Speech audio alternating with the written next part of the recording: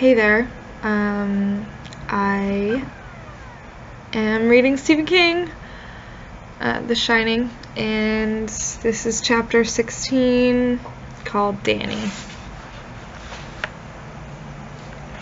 Down the hall in the bedroom, Wendy could hear the typewriter Jack had carried up from downstairs burst into life for 30 seconds, fall silent for a minute or two, and then rattle briefly again. It was like listening to a machine gun fire from an isolated pillbox. The sound was music to her ears. Jack had not been writing so steadily since the second year of their marriage, when he wrote that story Esquire had purchased. He said he thought the play would be done by the end of the year, for better or for worse, and he would be moving on to something new.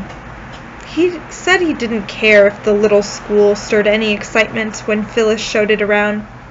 Didn't care if it sank without a trace. And Wendy believed that, too. The actual act of his writing made her immensely hopeful. Not because she expected great things from the play, but because her husband seemed to be slowly closing a huge door on a room full of monsters. He had had his shoulder to that door for a long time now. But at last, it was swinging shut. Every key typed closed it a little more. "Look, Dick, look!" Danny was hunched over the first of the 5 battered primers Jack had dug up by culling mercilessly through Boulder's myriad second-hand bookshops. They would take Danny right up to the 2nd grade reading level, a program she had told Jack she thought was much too ambitious. Their son was intelligent. They knew that, but it would be a mistake to push him too far, too fast. Jack had agreed. There would be no pushing involved. But if the kid caught on fast, they would be prepared. And now she wondered if Jack hadn't been right about that too. Danny, prepared by 4 years of Sesame Street and 3 years of Electric Company, seemed to be catching on with almost scary speed. It bothered her. He hunched over the innocuous little books, his crystal radio and balsa glider on the shelf above him, as though his life depended on learning to read. His small face was more tense and paler than she liked in the close and cozy glow of the gooseneck lamp they had put in his room. He was taking it very seriously, both the reading and the workbook pages his father made up for him every afternoon. Picture of an apple and a peach, the word apple written beneath in Jack's large, neatly made printing. Circle the right picture, the one that went with the word, and their son would stare from the word to the pictures, his lips moving, sounding out, actually sweating it out. And with his double-sized red pencil curled into his pudgy right fist, he would now write about 3 dozen words on his own. His finger traced slowly under the words in the reader. Above them was a picture Wendy half remembered from her own grammar school days, 19 years before. A laughing boy with brown curly hair. A girl with a short dress, her hair in blonde ringlets, one hand holding a jump rope. A prancing dog running after a large red rubber ball. The 1st grade Trinity. Dick, Jane, and Jip. "See, Jip, run," Danny read slowly. "Run, Jip, run. Run, run, run." He paused, dropping his finger down a line. "See the..." He bent closer, his nose almost touching the page now. "See the..." "Not so close, Doc," Wendy said quietly. "You'll hurt your eyes. It's..." "Don't tell me!" he said, sitting up with a jerk. His face was alarmed. "Don't tell me, Mommy. I can do it." "All right, honey," she said. "But it's not a big thing. Really, it's not." Unheeding, Danny bent forward again. On his face was an expression that might be more commonly seen hovering over a graduate record exam in a college gym somewhere. She liked it less and less. See the L. See the Baha L. See the Bahal. Ball! Suddenly triumphant, fierce. The fierceness in his voice scared her. See the ball! That's right, she said. Honey, I think that's enough for tonight. A couple more pages, Mommy, please. No, Doc. She closed the red-bound book firmly. It's bedtime. Please. Don't tease me about it, Danny. Mommy's tired. Okay, but he looked longingly at the primer. Go kiss your father and then wash up. Don't forget to brush. Yeah. He slouched out, a small boy in his pajama bottoms with feet and a large flannel top with a football on the front and New England Patriots written on the back. Jack's typewriter stopped. She heard Danny's hearty smack. Night, Daddy. Good night, Doc. How'd you do? Okay, I guess. Mommy made me stop. Mommy was right. It's past 8:30. Going to the bathroom? Yeah. Good. There's potatoes growing out of your ears, and onions, and carrots, and chives, and Danny's giggle fading, then cut off by the firm click of the bathroom door. He was private about his bathroom functions, while both she and Jack were pretty much catch as catch can. Another signed, and they were multiplying all the time, that there was another human being in the place. Not just a carbon copy of one of them, or a combination of both. It made her a little sad. Someday her child would be a stranger to her, and she would be strange to him. But not as strange as her own mother had become to her. Please don't let it be that way, God. Let him grow up and still love his mother. Jack's typewriter began its irregular burst again. Still sitting in the chair beside Danny's reading table, she let her eyes wander around her son's room.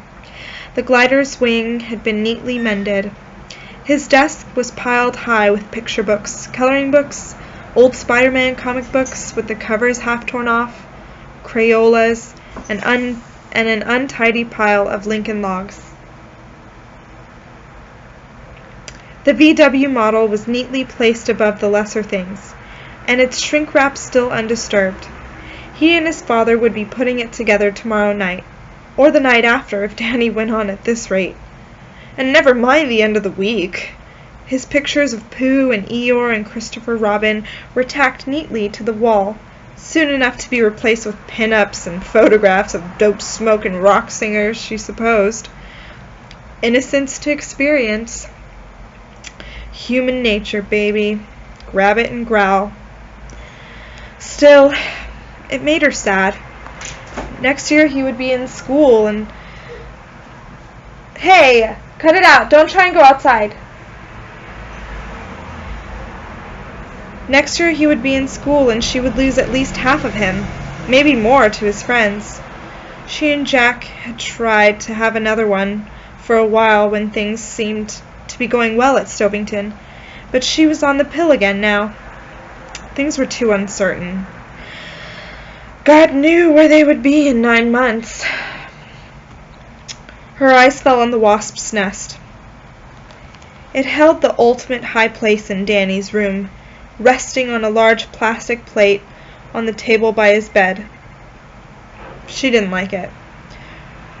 Even if it was empty, she wondered vaguely if it might have germs.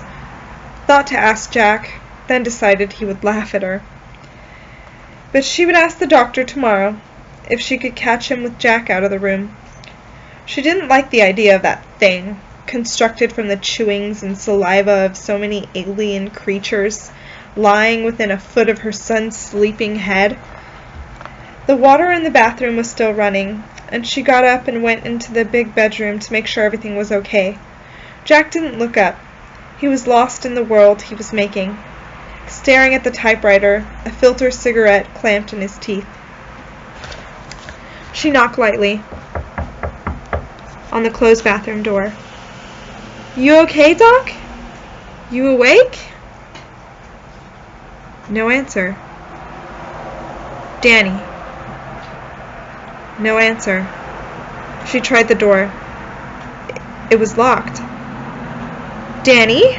She was worried now. The lack of any sound beneath the steadily running water made her uneasy. "Danny? Open the door, honey." No answer. "Danny! Jesus Christ, Wendy! I can't think if you're going to pound on the door all night." "Danny's locked himself in the bathroom, and he doesn't answer me." Jack came around the desk, looking put out. He knocked on the door once. "Open up, Danny. No games." No answer. Jack knocked harder. "Stop fooling around, Doc. Bedtime's bedtime. Spanking if you don't open up." He's losing his temper, she thought, and was more afraid. He had not touched Danny in anger since that evening 2 years ago, but at this moment he sounded angry enough to do it. "Danny, honey," she began. No answer, only running water. "Danny, if you make me break this lock, I guarantee you'll spend the night sleeping on your belly," Jack warned. Nothing. "Break it," she said, and suddenly it was hard to talk. "Quick." He raised one foot and brought it down hard against the door to the right of the knob. The lock was a poor thing. It gave immediately, and the door shuddered open, banging the tile bathroom wall and rebounding halfway. "Danny!" she screamed. The water was running full force in the basin, beside it a tube of Crest with the cap off. Danny was sitting on the rim of the bathtub across the room, his toothbrush clasped limply in his left hand, a thin foam of toothpaste around his mouth. He was staring, trance-like, into the mirror on the front of the medicine cabinet over the wash basin. The expression on his face was one of drugged horror, and her first thought was that he was having some sort of epileptic seizure, that he might have swallowed his tongue. "Danny!" Danny didn't answer. Guttural sounds came from his throat. Then she was pushed aside so hard that she crashed into the towel rack, and Jack was kneeling in front of the boy. "Danny!" he said. "Danny! Danny!" He snapped his fingers in front of Danny's blank eyes. "Ah, sure," Danny said. "Tournament play. Stroke. Danny!" "Roke!" Danny said, his voice suddenly deep, almost manlike. "Roke. Stroke. The roke mallet has two sides. Oh, Jack, my God, what's wrong with him?" Jack grabbed the boy's elbows and shook him hard. Danny's head rolled limply backward and then snapped forward like a balloon on a stick. "Roke. Stroke. Red rum." Jack shook him again, and Danny's eyes suddenly cleared. His toothbrush fell out of his hand and onto the tiled floor with a small click. "What?" he said, looking around. He saw his father kneeling before him, Wendy standing by the wall. "What?" Danny asked again, with rising alarm. "What? Don't stutter!" Jack suddenly screamed in his face. Danny cried out in shock, his body going tense, trying to draw away from his father, and then he collapsed into tears. Stricken, Jack pulled him close. "Oh, honey, I'm sorry. I'm sorry. Doc, please don't cry. I'm sorry. Everything's okay."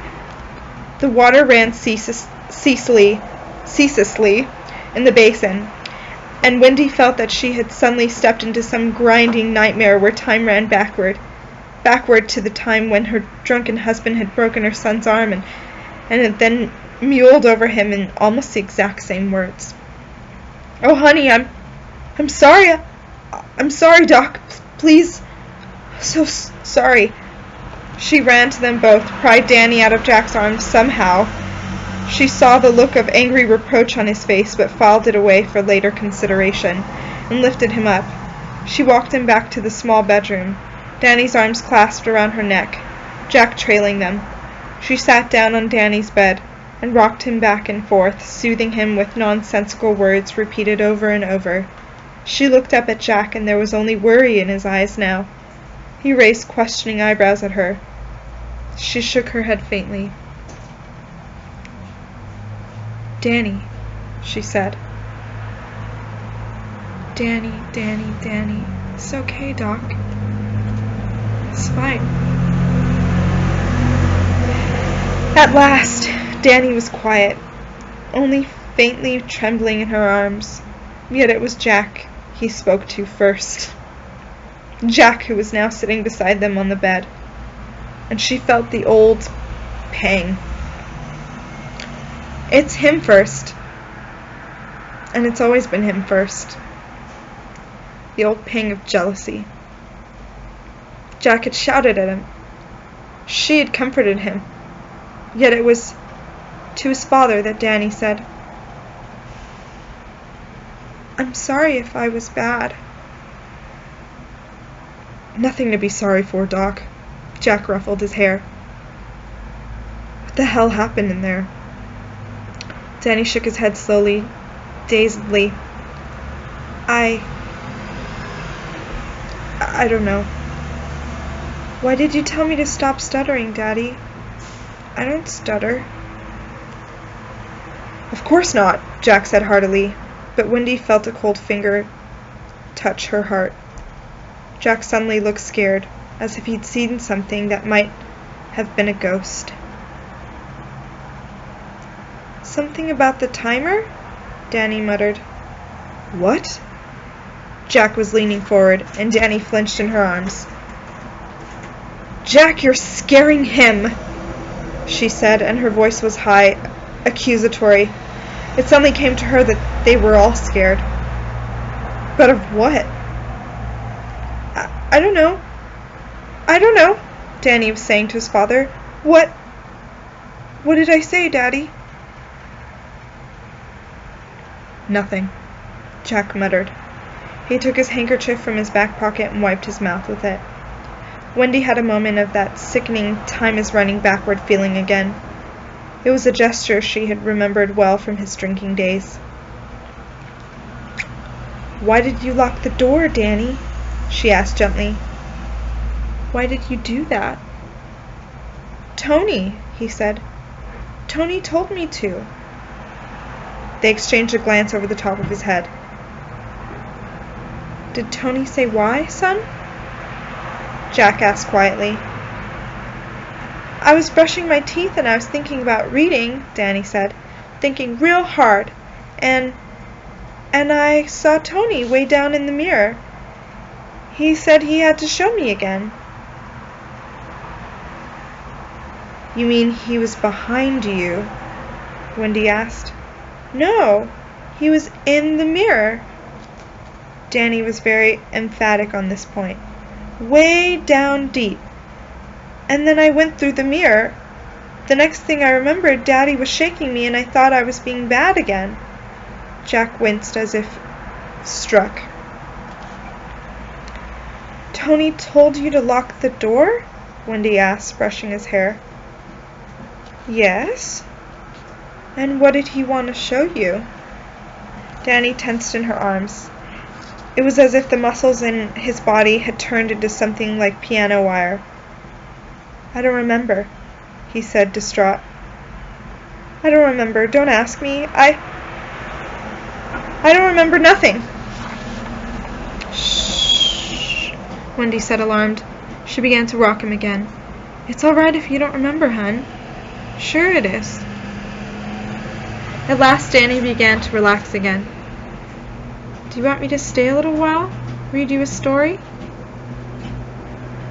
No, just the nightlight. He looked shyly at his father. Would you stay, Daddy? For a minute? Sure, Doc. Wendy sighed.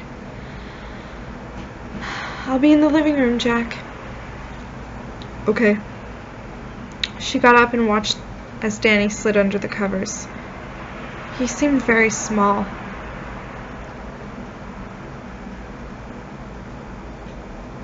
Are you sure you're okay, Danny?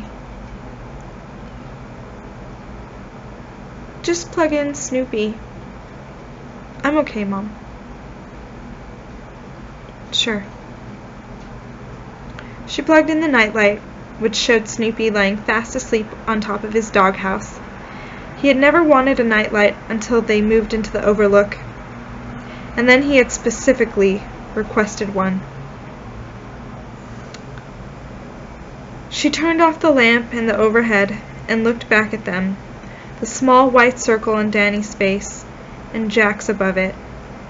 She hesitated a moment. And then I went through the mirror, and then left them quietly. You sleepy? Jack asked, brushing Danny's hair off of his forehead. Yeah. Want a drink of water? No. There was a silence for 5 minutes. Danny was still beneath his hand, thinking the boy had dropped off. He was about to get up and leave quietly when Danny said from the brink of the sleep, Roke. Jack turned back, all 0 at the bone. Danny? You'd never hurt Mommy, would you, Daddy? No. Or me? No. Silence again, spinning out. Daddy? What? Tony came to told me about Roke. Did he, Doc? What did he say? I don't remember much, except he said it was in innings, like baseball. Isn't that funny? Yes. Jack's heart was thudding dully in his chest. How could the boy possibly know a thing like that? Roke was played by innings. Not like baseball, but like cricket. Daddy? He was almost asleep now. What? What's Red Drum? Red Drum? Sounds like something an Indian might take on a warpath. Silence. Hey, Doc? But Danny was asleep, breathing in long, slow strokes. Jack sat looking down at him for a moment, and a rush of love pushed through him like a tidal water. Why had he yelled at a boy like that? It was perfectly normal for him to stutter a little. He had been coming out of a daze or some weird kind of trance, and stuttering was perfectly normal under those circumstances. Perfectly. And he hadn't said timer at all. It had been something else. Nonsense. Gibberish. How had he known Roke was played in innings? Had someone told him? Ullman? Halloran? He looked down at his hands. They were made into tight, clenched fists of tension. God, how I need a drink. And the nails were digging into his palms like tiny brands. Slowly, he forced them open. I love you, Danny, he whispered. God knows I do. He left the room. He had lost his temper again. Only a little, but enough to make him feel sick and afraid. A drink would blunt that feeling. Oh yes, it would blunt that. Something about the timer. And everything else. There was no mistake about those words at all. None. Each had come out clear as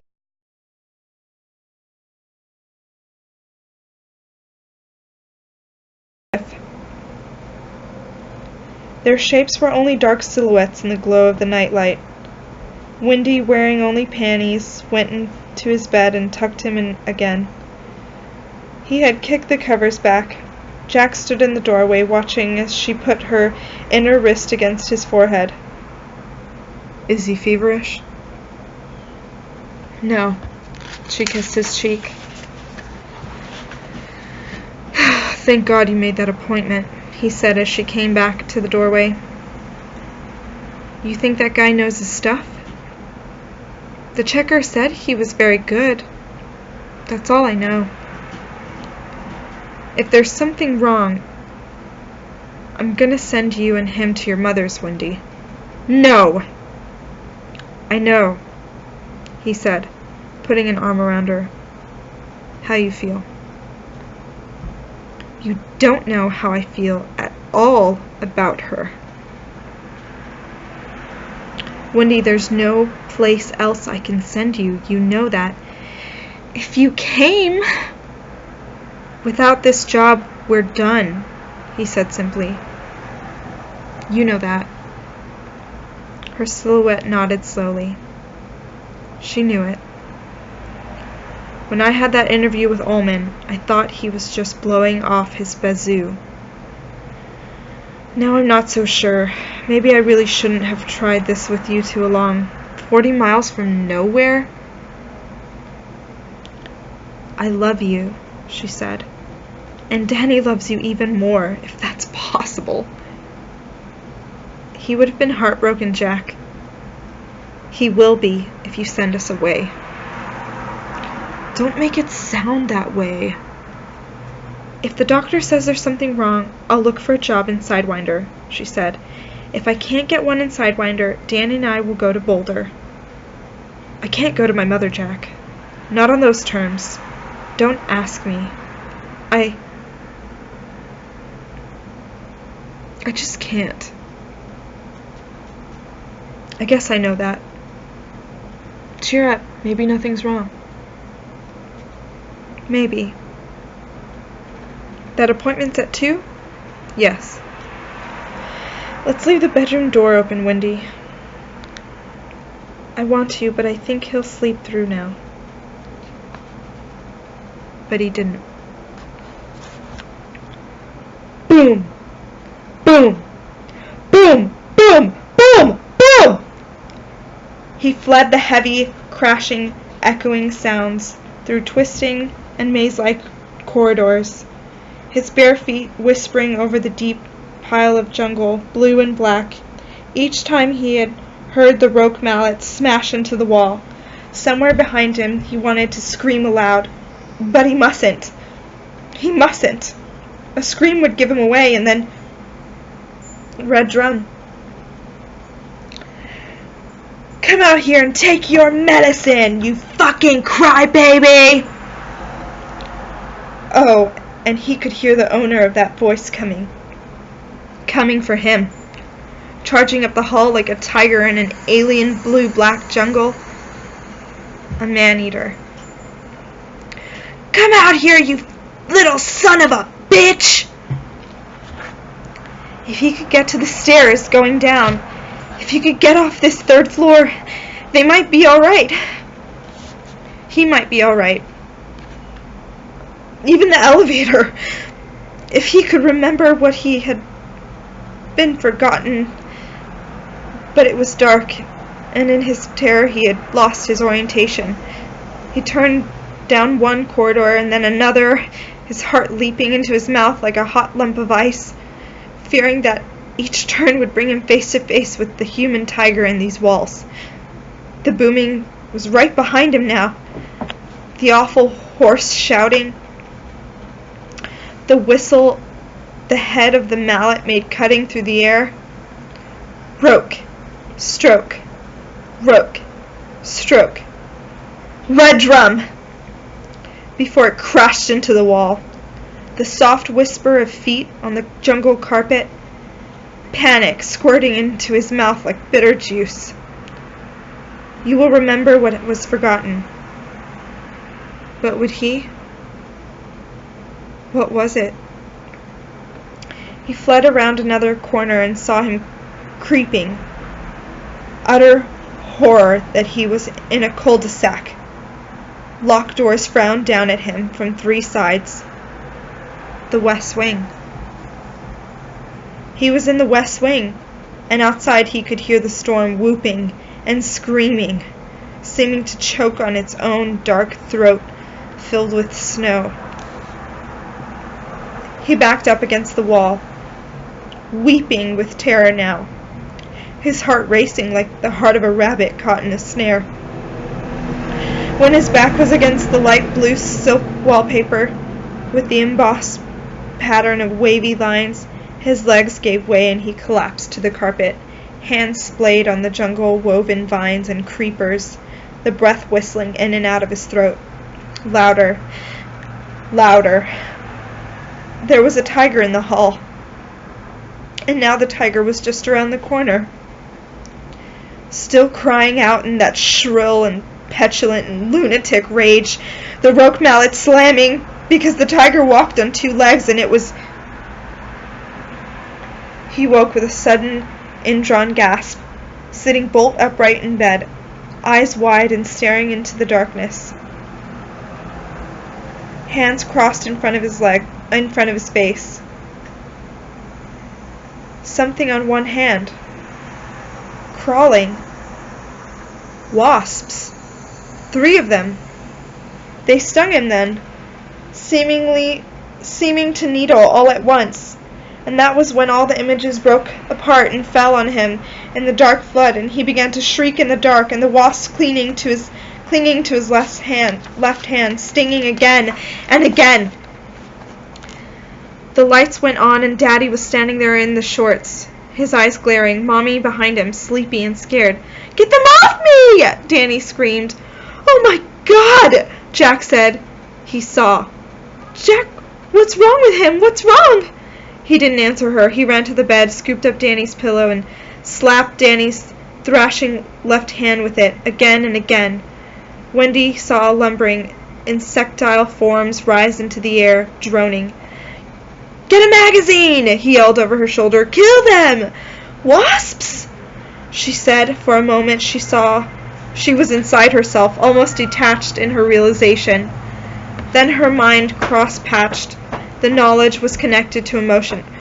"Wasps! Oh, Jesus, Jack, you said, shut the fuck up and kill them!" he roared. "Will you do what I say?" One of them had landed on Danny's reading desk, and she took a coloring book off the work table and slammed it down on the wasp. It left a viscous brown smear. "There's another one on the curtain," he said, and ran out past her with Danny in his arms. He took the boy in their bedroom and put him on Wendy's side of the makeshift double. "Lie right there, Danny. Don't come back until I tell you, understand?" His face puffed and streaked with tears. Danny nodded. "That's my brave boy." Jack ran down the hall into the stairs behind him, and he heard the coloring book slap twice, and his wife screamed in pain. He didn't slow down, but went down the stairs 2 by 2 into the darkened lobby. He went through Ullman's office into the kitchen, slamming the heavy part of his thigh into the corner of Ullman's oak desk, barely feeling it. He slapped on the kitchen overheads and crossed to the sink, and washed dishes. The washed dishes from supper were still heaped in the drainer, where Wendy had left them to drip dry. He snatched the big Pyrex bowl off the top. A dish fell onto the floor and exploded. Ignoring it, he turned and ran back through the office and up the stairs. Wendy was standing outside the door, breathing hard. Her face was the color of table linen. Her eyes were shiny and flat. Her hair hung damply against her neck. "I got all of them," she said dully. "But one stung me." "Jack, you said that they were all dead." She began to cry. He slipped past her without answering and carried the Pyrex bowl over to the nest by Danny's bed. It was still. Nothing there. One on the outside, anyway. He slammed the bowl down on the nest. There, he said. Come on. They went back into the bedroom. Where did it get you? He asked her. On my wrist. Let's see. She showed it to him. Just above the bracelet of lines between the wrist and palm, there was a small circular hole. The flesh around it was puffing up. Are you allergic to stings? He asked. Think hard. If you are, Danny might be. The fucking little bastards got him 5 or 6 times. No, she said more calmly. I just hate them. That's all. I hate them. Danny was sitting on the foot of the bed, holding his left hand and looking at them. His eyes circled with white of shock, looked at Jack reproachfully. Daddy, you said you killed them all. My hand, it really hurts. Let's see it, Doc. No, I'm not going to touch it. That would make it hurt even more. Just hold it out. He did, and Wendy moaned. Oh, Danny. Oh, your poor little hand. Later, the doctor would count 11 separate stings. Now all they saw was dotting of small holes, as if his palm and fingers had been sprinkled with grains of red pepper. The swelling was bad. His hand had begun to look like one of those cartoon images where Bugs Bunny or Daffy Duck was slammed himself with a hammer. Wendy, go get the spray stuff in the bathroom, he said. She went after it, and he sat down next to Danny and slipped an arm around his shoulders. After we spray your hand, I want to take some Polaroids of it, Doc. Then you sleep the rest of the night with us. 'Kay? Sure, Danny said. But why are you going to take pictures? So maybe we can sue the ass out of some people. Wendy came back with a spray tube in the shape of a chemical fire extinguisher. This won't hurt, honey, she said, taking off the cap. Danny held out his left hand and sprayed both sides of it until it gleamed. He let out a long, shuddering sigh.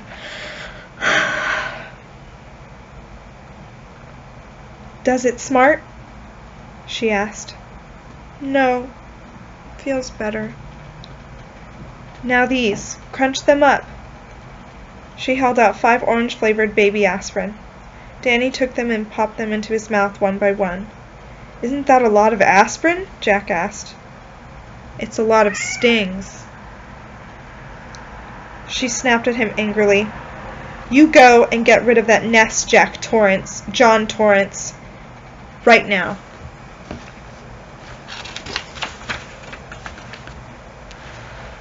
Just a minute. He went to the dresser and took his Polaroid square shooter out from the top of the drawer. He rummaged deeper and found some flash cubes. Jack, what are you doing? She asked a little hysterically. He's going to take some pictures of my hand, Danny said gravely. And then we're going to sue the ass out of some people. Right, Dad? Right, Jack said grimly. He had found the flash attachment, and he jabbed it onto the camera. Hold it out, son. I figure about $5,000 a sting. What are you talking about? Wendy nearly screamed. I'll tell you what, he said. I followed the directions on the fucking bug bomb, and we're going to sue them. The damn thing was defective. Had to have been. How else can you explain this? Oh, she said in a small voice. He took 4 pictures, pulling out each covered print for Wendy to time on the small locket watch she wore around her neck. Danny, fascinated with the idea that his stung hand might be worth thousands and thousands of dollars, began to lose some of his fright and take an active interest. The hand throbbed dully, and he had a small headache. When Jack had put the camera away and spread the prints out onto the top of the dresser to dry, Wendy said, Should we take him to the doctor tonight? Not unless he's really in pain, Jack said. If a person has a strong allergy to wasp venom, it hits within 30 seconds. Hits? What are you... A coma. Or convulsions. Oh. Oh my Jesus. She kept her hands over her elbows and hugged herself, looking pale and wan. How do you feel, son? You think you can sleep? Danny blinked at them. The nightmare had faded to a dull, featureless background in his mind, but he was still frightened. If I can sleep with you. Of course, Wendy said. No, honey, I'm so sorry. It's okay, Mommy. She began to cry again, and Jack put his hands on her shoulders. Wendy, I swear to you that I followed the directions. Will you get rid of it in the morning? Please? Of course I will. The three of them got in bed together, and Jack was about to snap off the light over the bed when he paused and pushed the covers back instead. Want a picture of the nest, too? Come right back. I will. He went to the dresser, got the camera and the last flash cube, and gave Danny a closed thumb and forefinger circle. Danny smiled and gave it back with his good hand. Quite a kid, he thought as he walked down to Danny's room. All of that, and then some. The overhead was still on. Jack crossed to the bunk setup, and as he glanced at the table beside it, his skin crawled into goose flesh. The short hairs on his neck prickled, and tried to stand erect. He could hardly see the nest through the clear Pyrex bowl. The inside of the glass was crawling with wasps. It was hard to tell how many. 50 at least. Maybe 100. His heart thudding slowly in his chest. He took his pictures and then set the camera down to wait for them to develop. He wiped his lips with the palm of his hand. One thought played over and over in his mind, echoing with, "You lost your temper. You lost your temper. You lost your temper." An almost superstitious dread. They had come back. He had killed the wasps, but they had come back.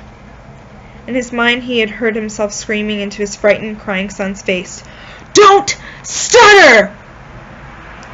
He wiped his lips again.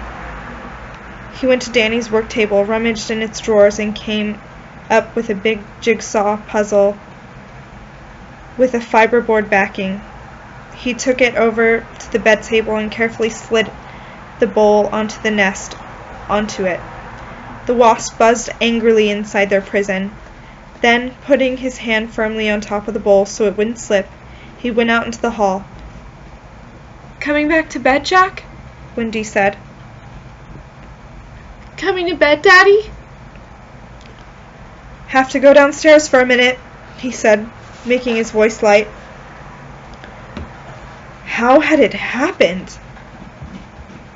How in God's name? The bomb sure hadn't been a dud. He had seen the thick white smoke start to puff out of it, and then he had pulled the ring. And when he had gone up 2 hours later, he had shaken a drift of small dead bodies out of the hole in the top. Then how? Spontaneous regeneration? That was crazy. 7th century bullshit. Insects didn't regenerate.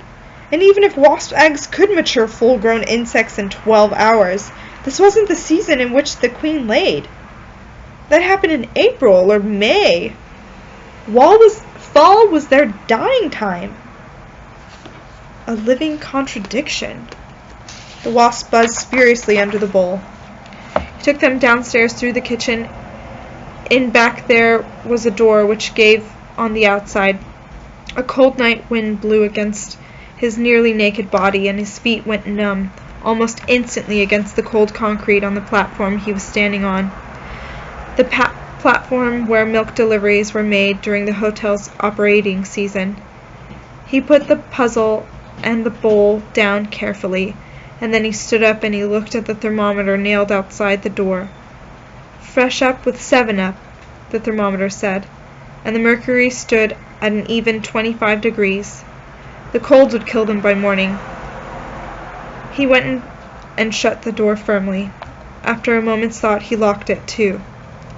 He crossed the kitchen again and shut off the lights. He stood in the darkness for a moment, thinking, wanting a drink. Suddenly the hotel seemed full of 1,000 stealthy sounds, creakings and groans, and the sly sniff of the wind under the eaves, where more wasp nests might still be hanging like deadly fruit. They had come back. And suddenly he had found that he didn't like the Overlook so well anymore. As if it wasn't wasps that had stung his son. Wasps that had miraculously lived through the bug bomb assault. But the hotel itself. His last thought before going upstairs to his wife and son. "From now on, you will hold your temper, no matter what," was firm and hard and sure. As he went down the hall to them, he wiped his lips with the back of his hand.